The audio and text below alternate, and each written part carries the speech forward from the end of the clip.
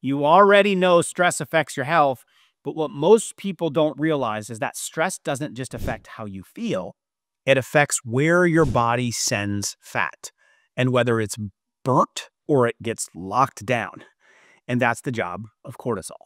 And when it's out of control, so is your metabolism. Cortisol is your body's main stress hormone. It's supposed to rise when something feels threatening, like running late, missing a meal, arguing with your spouse, not sleeping well, getting chased by a bear, all synonymous. It's a normal part of how our body protects us. But here's the problem. When cortisol stays high for way too long, like it does when you're under constant stress, it starts rewiring your metabolism in the wrong direction. We weren't meant to feel like we're being chased by a bear all day long.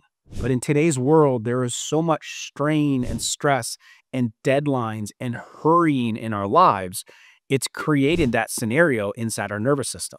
And when things are going the wrong direction with cortisol, it raises your blood sugar because your body thinks it needs quick energy to fight or to run, to escape. It doesn't know the threat is just traffic or a tough email. It reacts like you're in danger, and it triggers cravings for sugars and carbs because those foods deliver fast fuel.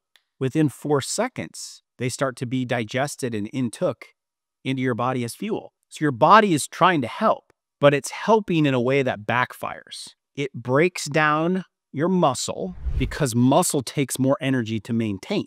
So it's thinking everything efficiently and quickly, and so it's not prioritizing building muscle. And in survival mode, your body starts cutting anything that it doesn't see as essential, and it stores fat, especially right around the belly area, because that's the most efficient place for your body to keep the fuel and be able to quickly access it, especially visceral belly fat, which it can tap into quickly if it thinks that it's under threat, so it packs it in around your organs. Your body's not being dumb.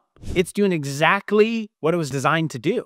It just doesn't realize that the threat is your inbox, not a bear. So how do you know if this is actually happening to you? If cortisol's been high for way too long inside of your body, you'll start showing signs. And the older that you get, the easier it is for those signs to kind of sneak up on you because cortisol doesn't act the same in your 50s as it did in your 30s. When you're younger, your body gets a nice strong cortisol spike in the morning to wake you up. Then it gradually falls throughout the day. That's what helps you feel alert during the day and then tired at night.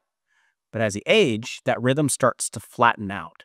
Instead of getting a good clean spike in the morning and then a drop at night, you kind of end up with a more consistent trickle of cortisol throughout the day. And that's where the problems start. You wake up feeling groggy, you stay tired all day, and then get wired and restless at night. You have a harder time falling asleep and staying asleep through the night. And no matter what you do, your body still feels like it's running on empty. That's cortisol. And when that low-grade cortisol drip keeps running in the background day after day, even from things that seem small, your body gets stuck in stress mode. Now layer on the fact that older bodies tend to have weaker off switches for stress. So once cortisol spikes, it takes longer to calm it back down. We're not as resilient as we are when we're younger. And instead of bouncing back quickly, your system stays in that fat storing, muscle wasting mode for hours, sometimes longer. And then as a result, you gain weight, especially around your belly, even when you haven't changed how you eat. You crave sugar or salty snacks, especially when you're tired, anxious, or overwhelmed. And then you feel your body overreacts to small things like a bad night's sleep or a skipped meal. And then you feel more irritable, forgetful, foggy.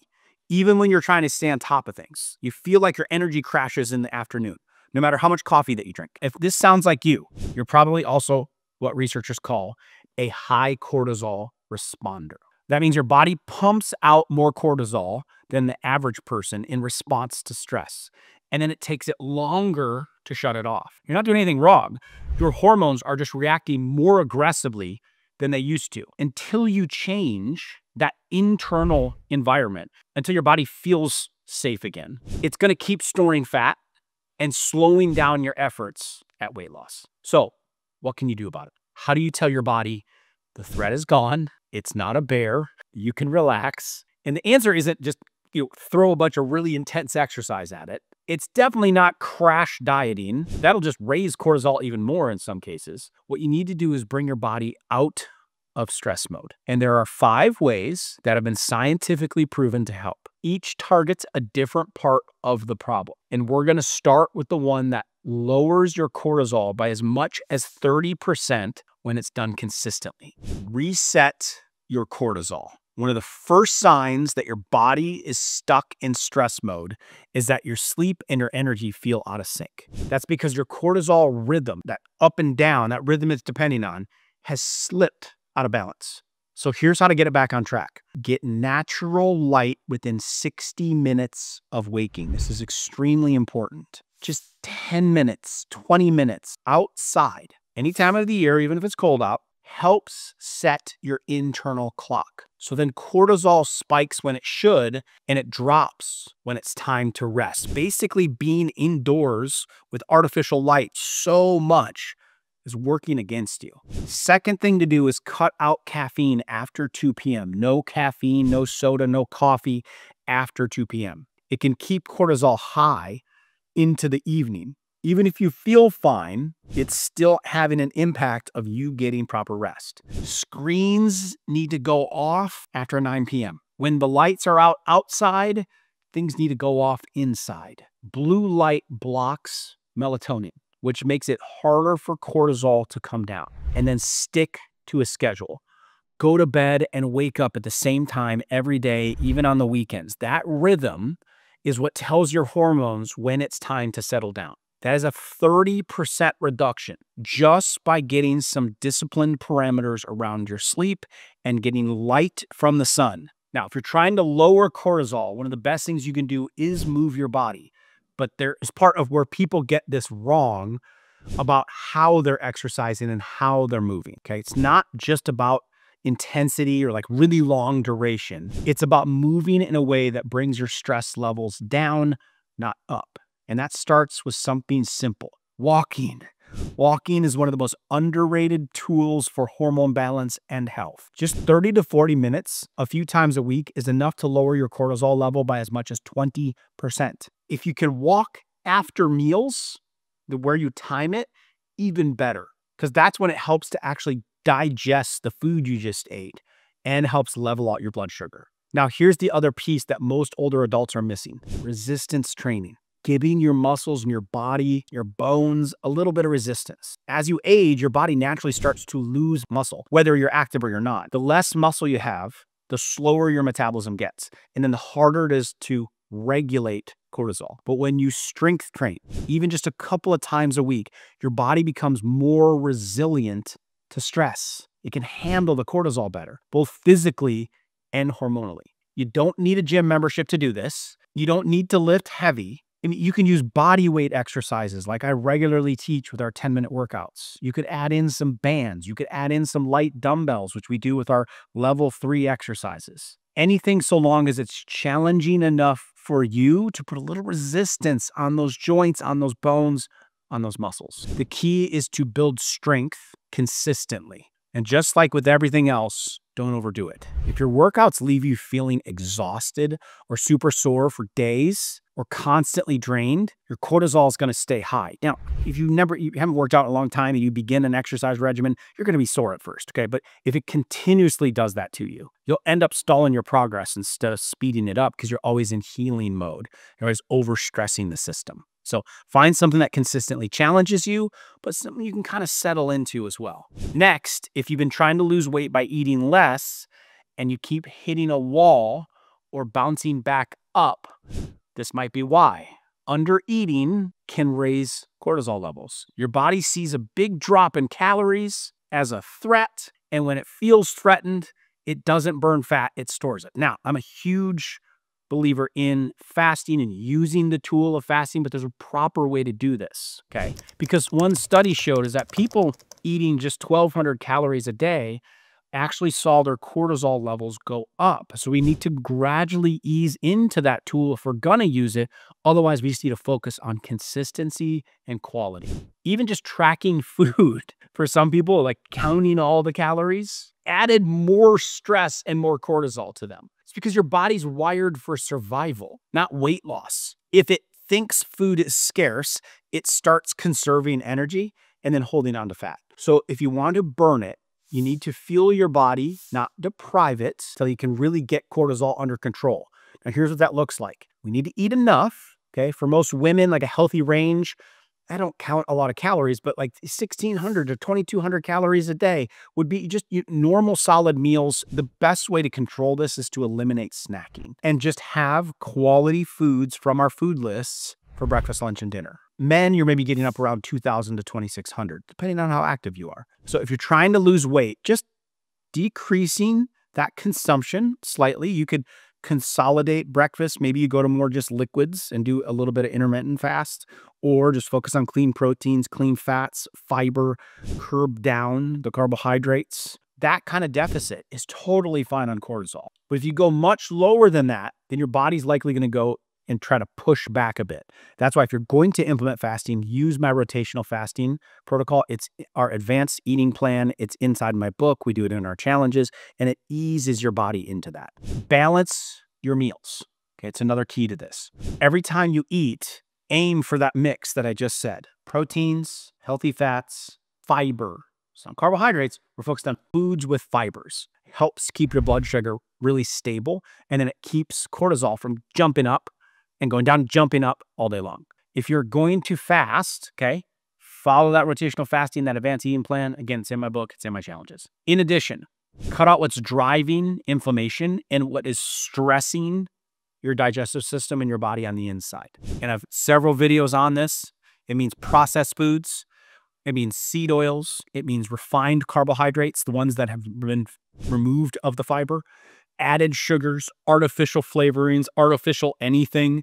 You're going to stress and toxify the body. These are the kind of foods that your body doesn't recognize, and it has to work harder to clean them up.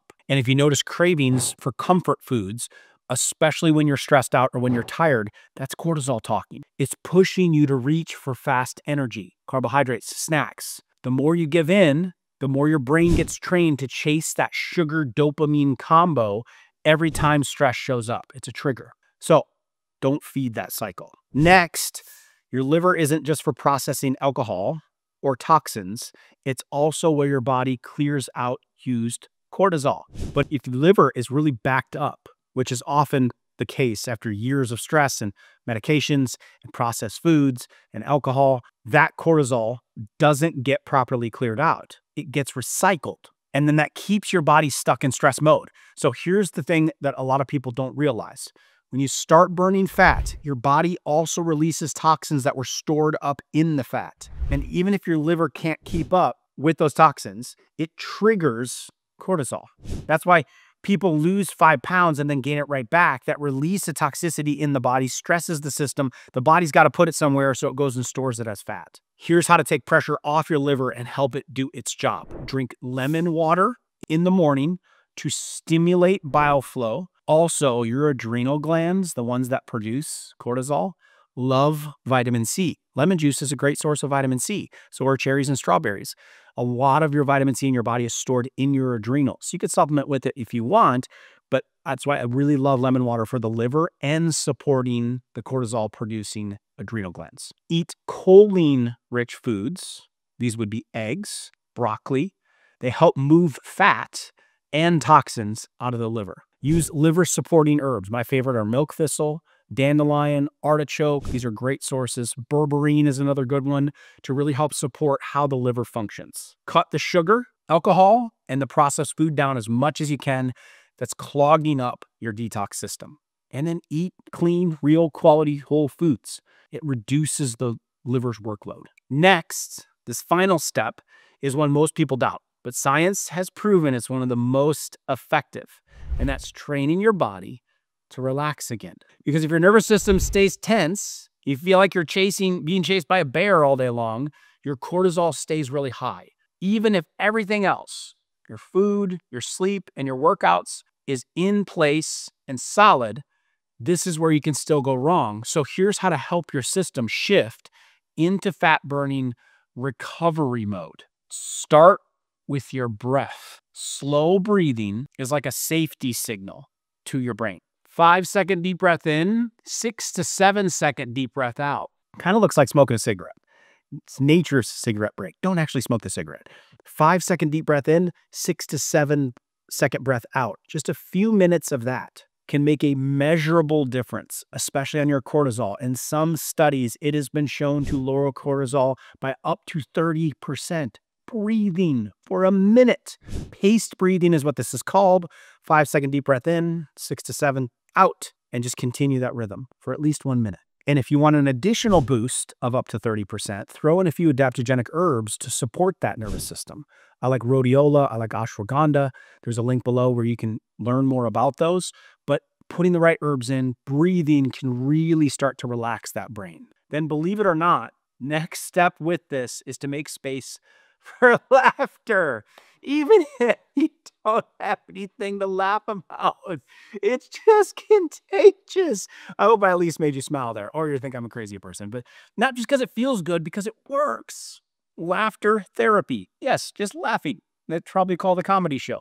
Has actually shown to reduce cortisol by as much as 25%. And finally, go outside. Again, I can't overemphasize this. Just 20 minutes in a green space, when you're around nature, trees, grass, plants, animals, when you're in that nature, studies show cortisol can drop by 20%. Just simple 20 minutes of exposure.